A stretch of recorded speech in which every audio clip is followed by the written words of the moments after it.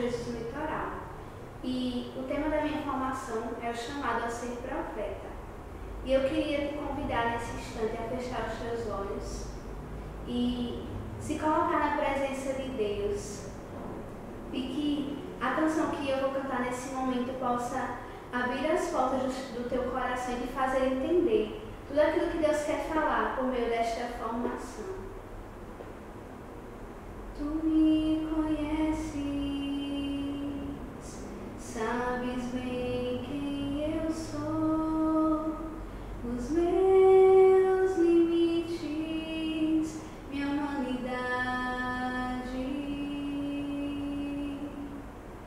Tu me conheces, sabes bem quem eu sou, os meus limites, minha humanidade.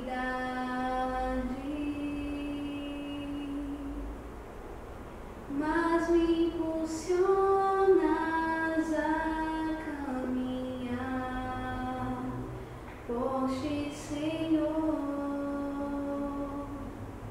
e me convidas a cantar tua salvação, me faz profeta,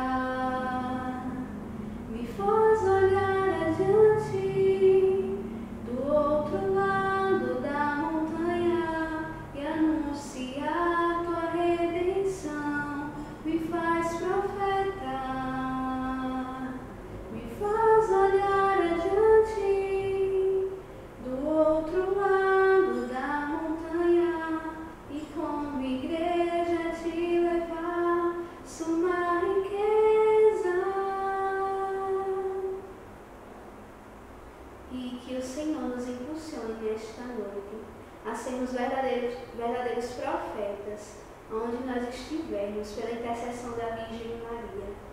Ave Maria, cheia de graça, o Senhor é convosco. Bendita sois vós entre as mulheres, e bendito é o fruto do vosso ventre, Jesus. Santa Maria, Mãe de Deus, rogai por nós, pecadores, agora e na hora de nossa morte. Amém. Amém.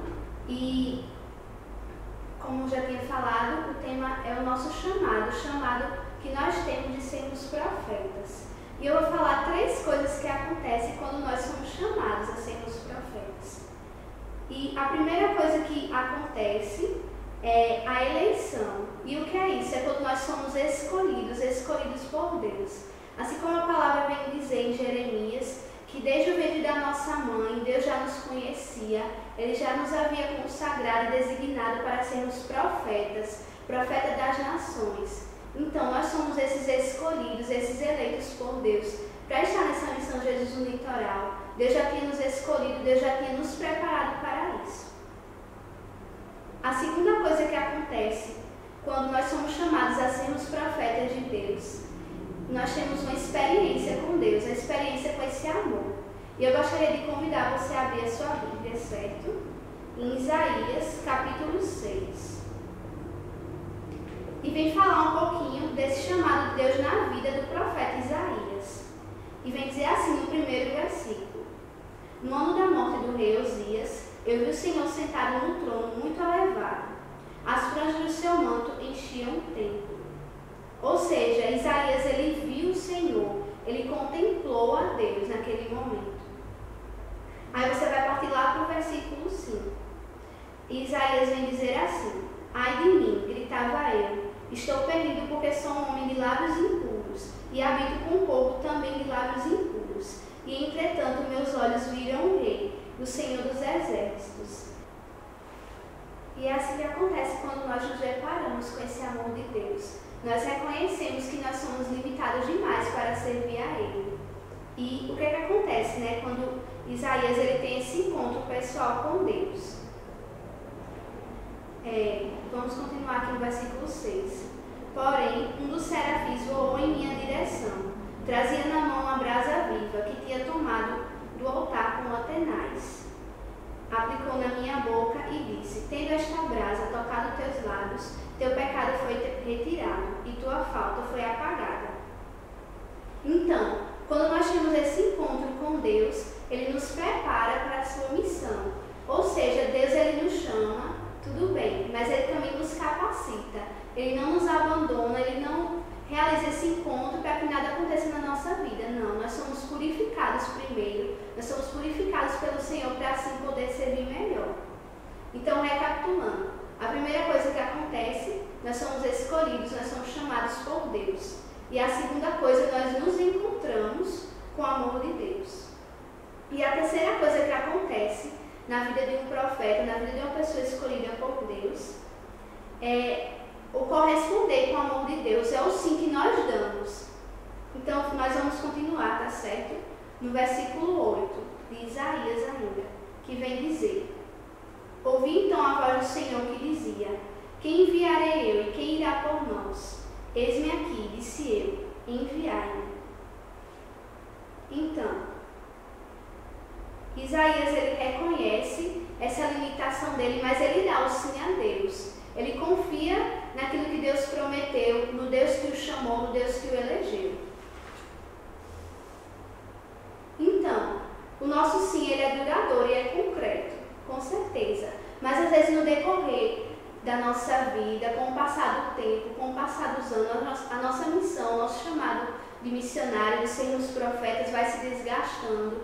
Às vezes nós vamos cansando, às vezes também a falta de humildade vem nos encobrir, vem nos tirar do foco.